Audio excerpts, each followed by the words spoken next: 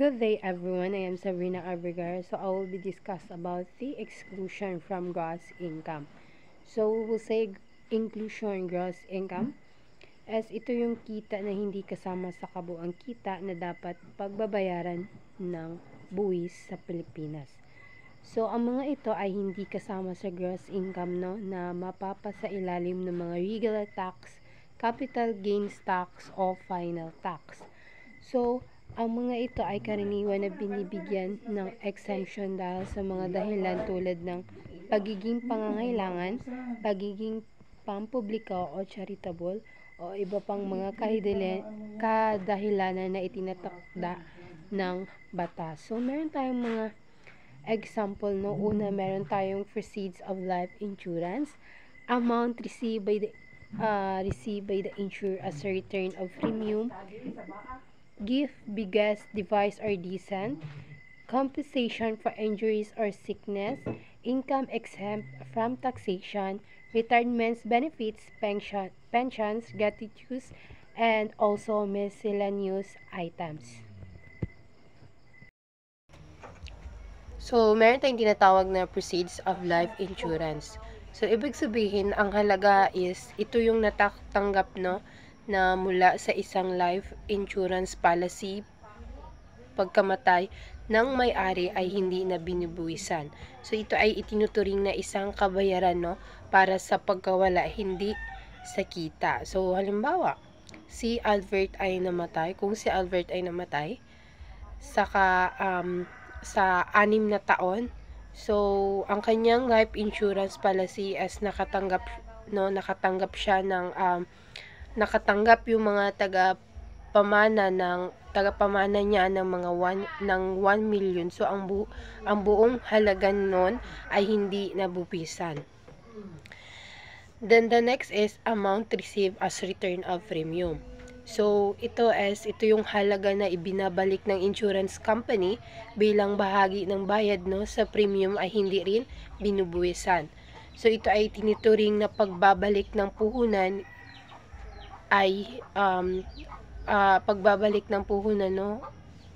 hindi ito kita. Halimbawa, kung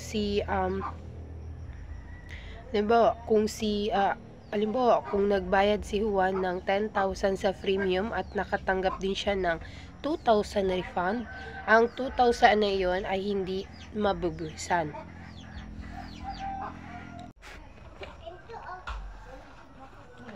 The next one is gifts, bequests, devices, or decent. So, ibig sabihin is ito yung mga ari-arian o pera na natanggap bilang regalo, mana o pamana ay hindi binubuwisan. Ngunit, ang anumang kita na makuha mula doon sa mga ari-arian na ito is mabubuwisan pa rin.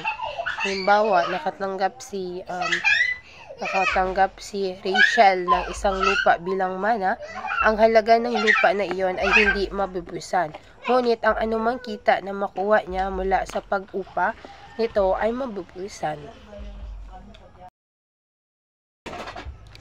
So the next one is compensation for injuries or sickness.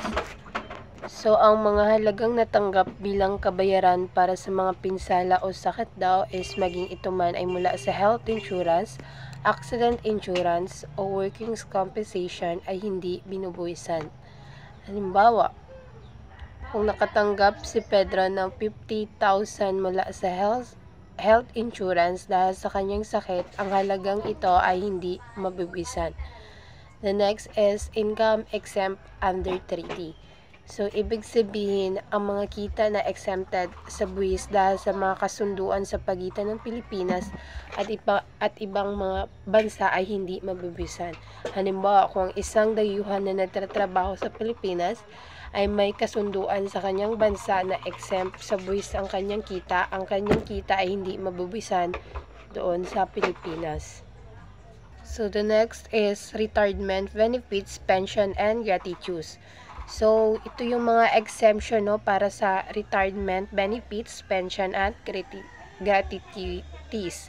So, lalo na sa under of Republic Act 7641. So, ang mga kinakailangan para sa exemption ay yung yung unang pagkakataon na pag-avail hindi bababa sa 10 na taong serbisyo, maaring hindi sunod-sunod, 50 years old na matanda at mayroong makaturiang private benefit plan na ipinamahalaan ng isang trustee. So halimbawa, kung si Mercedita ay nagtatrabaho ng 12 years sa isang company at nag-retire ito sa edad na 55 years old, as na nakatanggap siya ng retirement benefits, no? Kung natutugunan niya na lahat ng mga kinakailangan, ang kanyang retirement benefits ay maaaring exempted, no, sa buwis.